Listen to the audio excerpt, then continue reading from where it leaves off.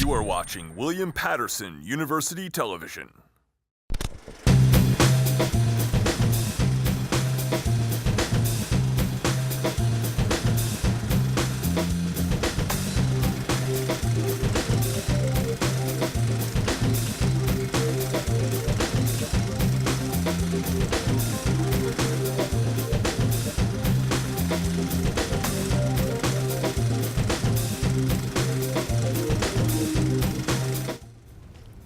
Welcome back to SFA Presents, where we exhibit the works of the talented filmmakers here at William Paterson University. I'm your host, Johanca Vallejo, and today we have a special alumni joining us. This alumni's film won first place in the Alternative Advanced category at the 24th Annual Film Festival, won the Viewer's Choice Award on the same night, and if you thought that was enough, this film also won a Maltese Award for its great excellence. Before we meet the director of Benthos, let's take a look at the first clip.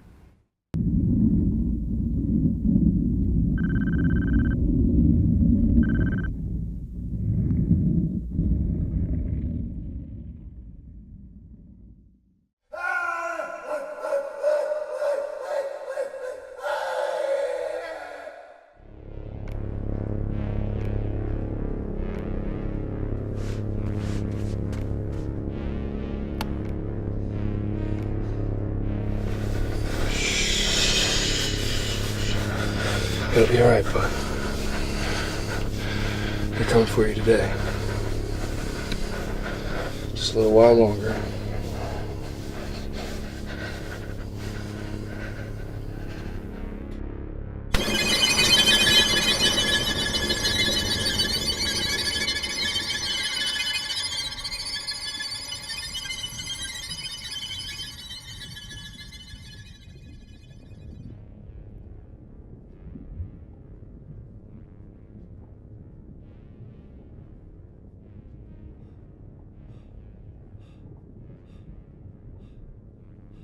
Another nightmare, huh? Where the hell is Mark? He said he was gonna be here 3 hours ago. He called. He said he'd be about 45 more minutes. God damn it, Mark. Okay, Greg. Have the dock ready for landing. Already done. Good. Where's Phil?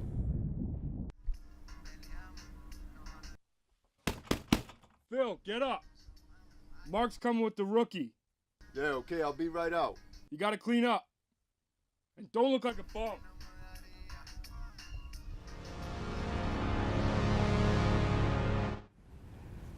Okay, so great start to a great film, right? So Mark, how are you today? Thanks for coming by. Oh, no, thank you for having me, Joe. I'm honored to be here. All right, so why don't we just get right to it? So what's the story behind this film? Was it for a class? Was it for personal reasons? Why'd you create this? It was actually for both. I guess I used school and class as a motivation to actually create. I'm like, okay, like I want to make this movie, but you know, I don't have the time, I don't have the money to do it or the resources. So I'm like, all right, I'm still in school and I need to, you know, make a capstone. So I'm like, I could use the resources from school. So it was kind of like both. I kind of combined, like, I want to make this movie. I thought it would be impossible, but I had the resources from William Paterson. And I got to create it, and I was very happy I could actually do that and use the resources here and the people and the equipment, everything, and it was fantastic. Okay, well, I like that you asked that you say that you use the resources that we have here in school. So that basically really does answer the big question of why you even shot in school, right? I really like that. You can do so much here. Oh, it's unreal. Like you basically just turned everything upside down. Like, how did you even do that? Where exactly did you film?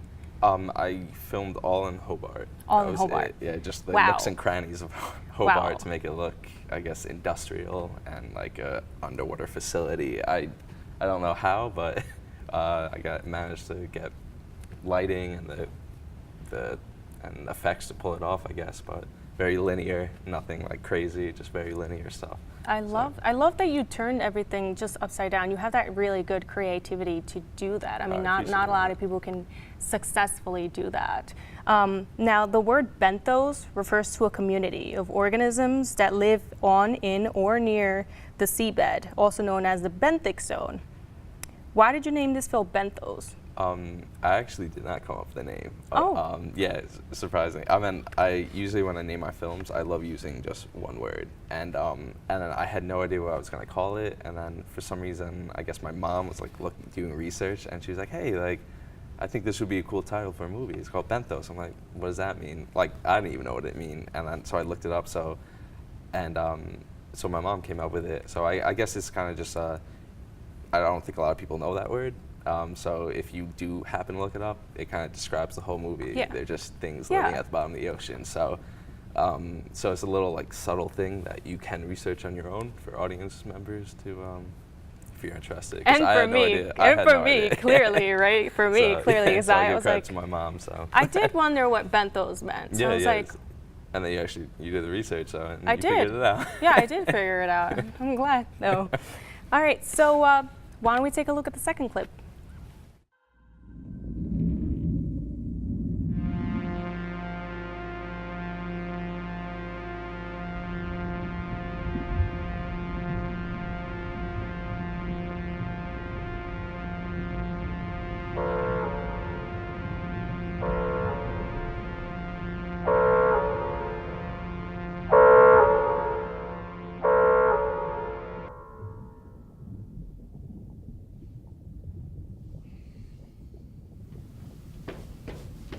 Hey, there he is. How'd you sleep?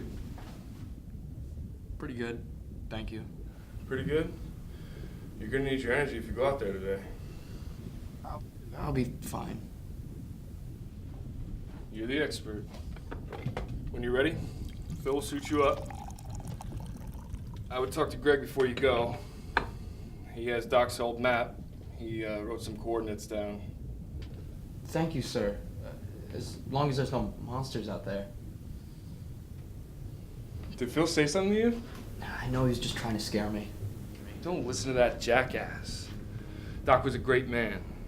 He was down here for months, and between that and the isolation, it would take its toll on anyone. I was ashamed to see my friend lose his mind down here. But don't worry, I got your back. You got a great group of guys down here to watch it too. Have fun out there, kid. You're part of history. Exploring the deepest caves known to man.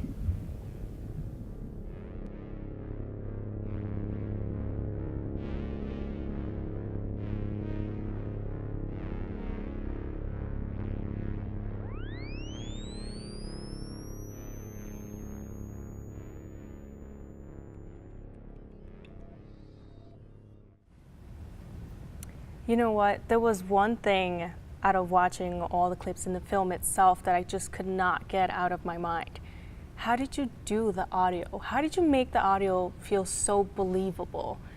I'm gonna, just from like just watching like other movies, just like space movies, like sci-fi movies, like even if they're in a helmet or like telecom or like what you guys do, like what you hear, it's just so different from just like how we're talking. So just stuff like that to make it more believable instead of just regular like people talking to each other. It's not going to sound like that. So just simple little tweaks of audio just to make it more believable for the audience members. So it's kind of like that, just watching a bunch of like, you know, sci-fi movies. I kind of just watch and listen, like how do they do that? How do they make it sound like they're in space or they're, you know, underwater or something like that? So kind of just pull from other references. So I would say that was very believable. Oh, that small thing that you can do in film can make such a big difference, right? Now tell me a little bit about the lighting. I did notice that there were a lot of different colors. Saw blues, reds, all sorts of beautiful things there. How did you deal with the lighting? Going back to like the other thing, I just, again, from copying other movies, my favorite directors, Ridley Scott and John Carpenter, what they did for The Thing and The Alien, Yeah. with, like space and like sci-fi, and what they do, just make it like very soft lighting to make it just like, I guess, a cozier feel, because these men are just underwater alone. Like, I kind of wanted to create an atmosphere of just being cozy and like just people like, oh, I wouldn't mind being there, just playing cards and like smoking, but I couldn't do the smoking because we set off a lot of fire alarms at school actually. So that kind of, I wanted more of that to make it more like, you know, at home, like you could just lay back, light a cigarette, or just relax. But very, very, very successful. I loved it all. Thank you. Let's take a look at the last clip of today.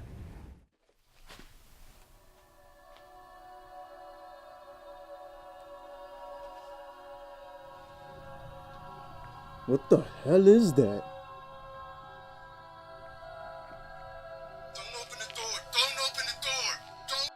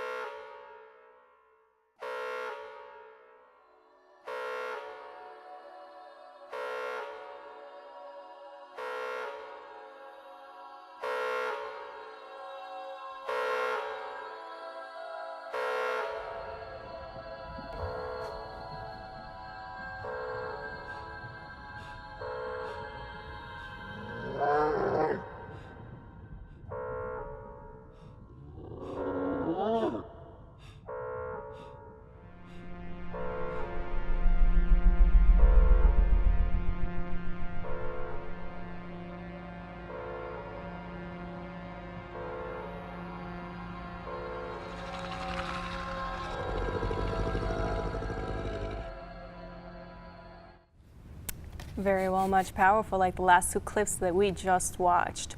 Now, my next question for you is, what about the special effects on here? I know I saw that there was special makeup and in general just special effects with the underground sea. Like, how?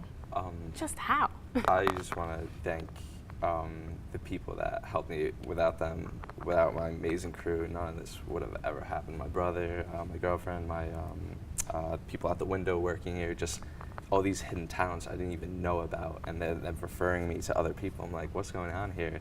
Vanessa Nelson at the window, I had no idea. She did 3D modeling and like underwater stuff that she already did before for other projects. I was like, hey, do you think you could do something like this? And I gave her references, like, yeah, I could do that.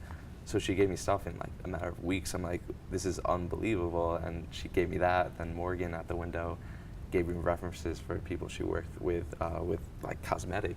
And so I got in touch with them, and they invited me over to their house. They sat me down, gave me a quote. Yeah, this is gonna happen. And I was like, this is unreal. They were so professional at it. And I was like, yeah. And like, again, I don't know too much about this stuff, but every little thing they showed me, I was blown away. I'm like, yeah. They're like, oh, what if we do this? I'm like, yeah, sure, go ahead, do it. Like, yeah, and every little thing just made such a big difference. Yeah, and I just noticed I have a keen eye for these things. Every little thing was just so well done. And tell me about the outfit of the guy that was in the... Yeah, those were a couple actually, Joseph and his wife Marissa, I believe her name was. I'm so sorry, I'm forgetting names. I'm bad with names. They just did it in their own house, and they invited me over to show me progress, give me picture updates. Hey, do you want this? Do you want that? My friend originally just designed it. I kind of wanted just like a creature, just underwater kind of.